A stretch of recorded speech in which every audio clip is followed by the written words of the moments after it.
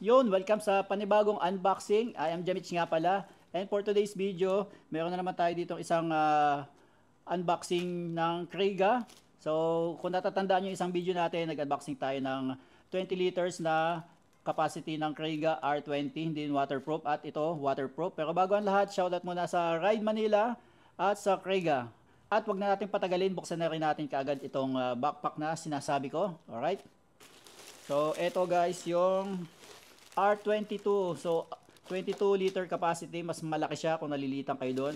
Ito, mas malaki-laki. At ang maganda dito, waterproof siya. So, 100% waterproof. At ito na nga guys, kapag meron na siyang palaman. Ayan ang itsura niya. Gilid, likod, at saka yung likod kapag suot mo siya. So, gaya ng karamihan or halos lahat naman ng product ng Krega is meron siyang 10-year guarantee, brand ng UK. So ito yung likod niya, reflectorized to guys, ano. And then meron siya pwedeng expansion din, gaya ng ibang mga product ng Krega, pwede mong idugtong dito. So matitibay yan, ano, kasi maganda yung mga tahi niya, oh. So ang materials na ginamit is Cordura 420D. Napakatibay nung materials na yon. So for 20D light, yung ibang parts na nakakalat pa rin dito sa product na to. Punta tayo dito guys, ito reflectorized to, pag tinamaan ng ilaw sa gabi, maliwanag siya. At adjustable pa ditong strap na to, pwede mo siyang ipasok sa loob at pwede mo din siyang expand pa pahaba. So depende sa body structure mo. So maganda 'yon para sa comfort. And then meron siyang mesh type pa rin dito, ano. Maganda yung airflow ng hangin lalo na pag tumatakbo siya. Meron pa rin siyang hawakan dito. Ayan. So maganda yung materials na ginamit, quad lock light din siya guys, ayan, oh. So kalat yung bigat ng bag mo, hindi lang sa likod siya mapupunta. So sa chest mo din and sa upper body mo.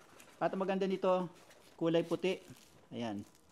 So ito ay pwede mo siyang tanggalin, pwede mo siyang labhan kapag madumi na to. Ayan. Meron siyang velcro.